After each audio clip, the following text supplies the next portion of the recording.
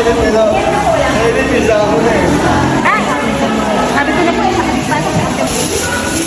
ayaw niya. May pasopas po, talaga naman. Hindi, wag natin. Marami na ito.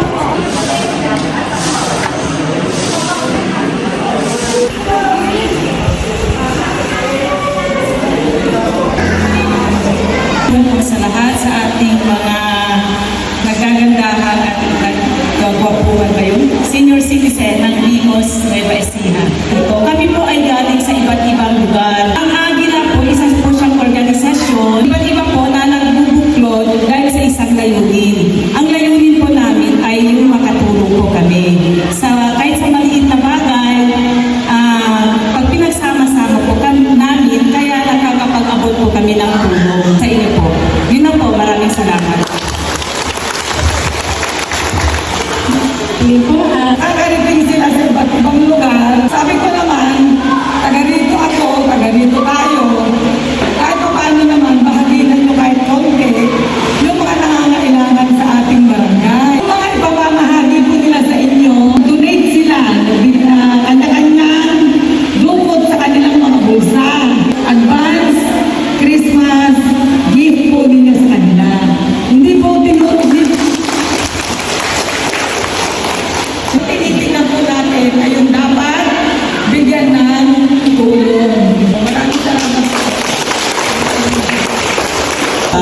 Bilo na Masigasig Centennial Eagles Club and Bilo na Masigasig Centennial Eagles Club.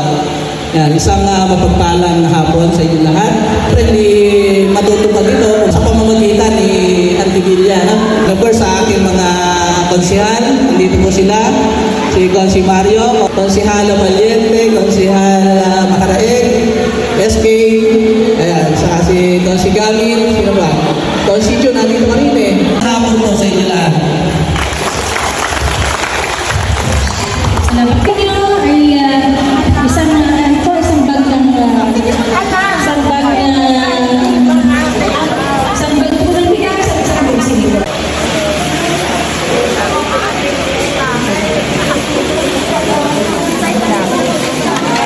Sorry po.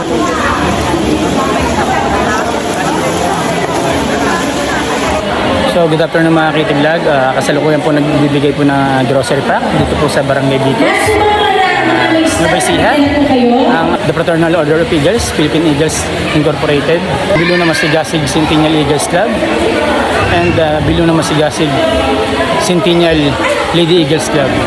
So meron po kaming bibigyan, meron po kaming second na pinakamatanda at yung pinakamatanda po, yung pangalawa po sa pinakamatanda natin, 85 years old. Carolina Dipangfol po.